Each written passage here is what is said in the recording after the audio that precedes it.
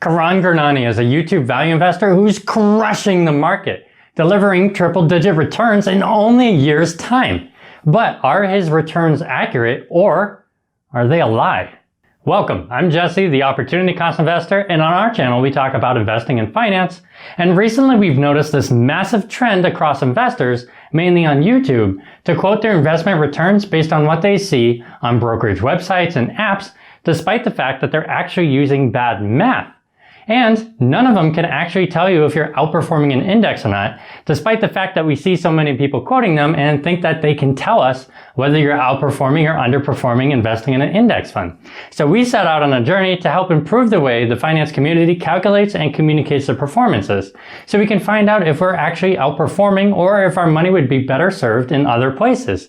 Which led us straight to Karan Gurnani.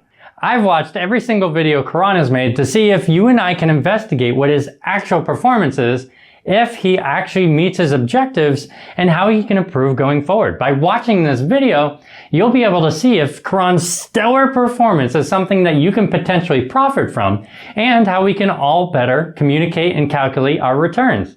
So let's begin. To start, I think we should talk about his overall objective, especially because it's a little unusual. Karan's goal is to be consistently profitable with no negative returns in any given year while maintaining an eToro risk profile between 3 to 5. Also, the risk level has been maintained at a 4, which is the risk level that I wanted to maintain for this particular portfolio. I wanted to have it anywhere between 3 to 5, nothing higher than a 5. Like I mentioned earlier, my main goal with this portfolio is not to get the highest return, it's to be consistently profitable annually. I'm trying to make sure that I don't have any negative years with this particular portfolio. Although he doesn't clarify it, I'm going to assume that his objective means after tax considerations and after inflation. I also have this gut feeling that he's trying to outperform the index, but he doesn't say that throughout his portfolio updates, and I literally have no proof of that. So let's ignore my hunch for now and let's dive into his portfolio. This is Karan's eToro profile. He participates in a program called the eToro Copy Trader Program, which allows people to not only follow his investments, but also to copy them automatically if that's what they want to do. And to us, at face value, that sounds like a wonderful opportunity, because if you're looking at his table, you can see that in 2020, Karan made nearly 40% gain. And in 2021, he made more than 90% without using the entire year in both cases. However, something sus is going on, because if we go to the chart page on this eToro website, you can see that the eToro chart says that if we had $10,000 invested from the very beginning with Karan up until January 1st, 2021, this chart says we'd have a 50% gain, even though the table said 40%. What's even stranger is if you look at the lifetime performance, this chart says that Karan made nearly a 380% gain. But when I do the math using the table percentages, I get 170% roughly. Clearly, something's off here. Now, when brokerages give you a rate of return, more often than not, it only accounts for the cash that's invested in securities, not the cash that sits idle waiting to be invested. And there's a big problem with that when we're looking at opportunity cost. That cash that's idle could have been invested in other things already making you money. The opportunity cost of cash sat idle is called cash drag. And that's something that I thought was probably affecting the returns from the chart and the table. My hunch was that the table's accounting for the cash drag while the chart wasn't.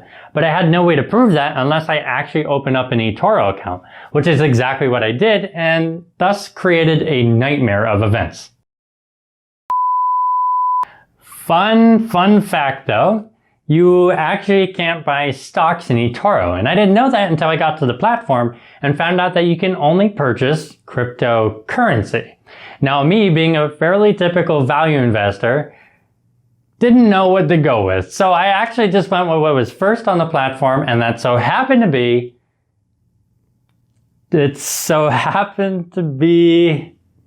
how do I say this? Dogecoin? 10, 9, 8, 7, 6, start, 2, 1, booster ignition.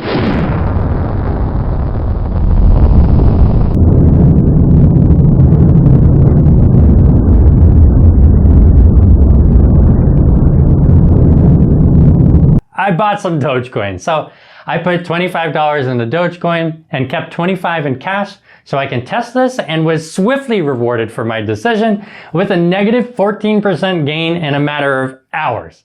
I guess I should have drawn my technical analysis a little better. As hilariously fitting it is that the circle of competence God smote me for my efforts, it did allow me to get to the bottom of eToro's return.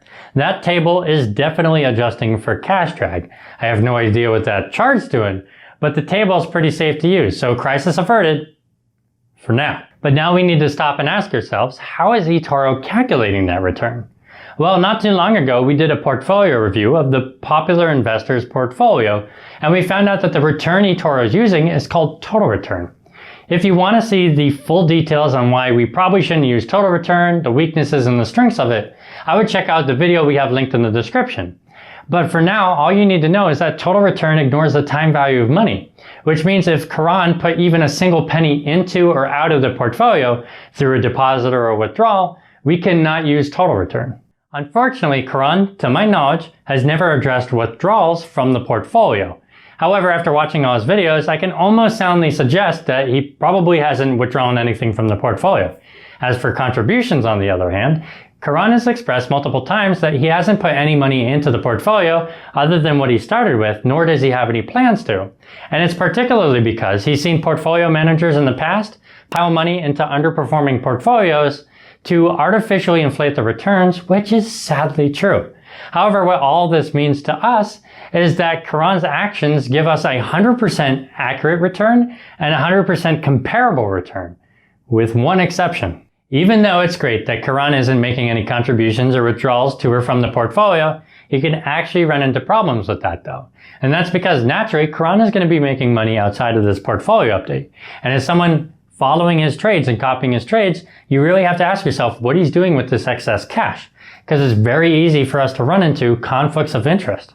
While I don't think Karan is doing anything sus, there have been cases in the past where people have done some pretty crazy things, and it can be justified. For example, what if you had someone that had a long position in a stock in a public portfolio, and then in a private portfolio with substantially more amount of funds, be short that same stock? Even if the objectives are completely different and it is justified, you can easily see where you run into conflicts of interest.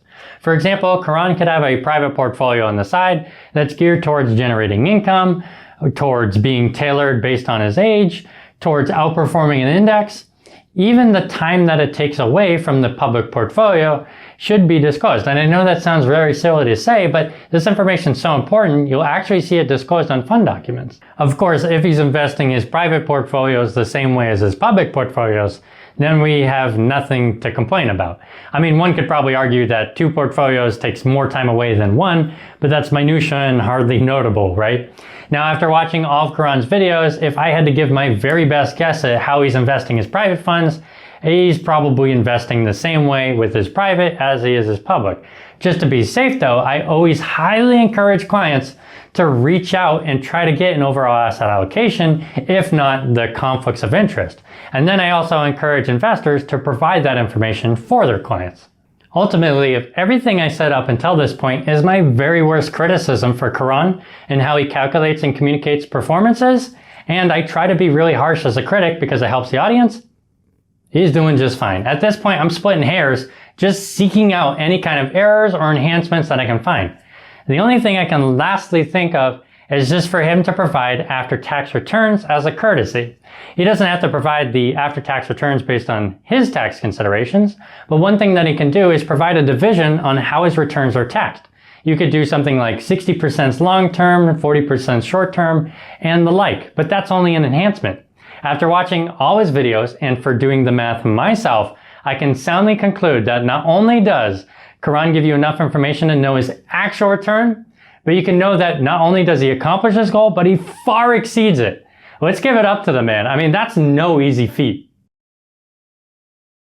Wait. Okay, before we all immediately sign up to have Karan invest our money for us and make these tremendous gains, there's one last super important thing you need to know.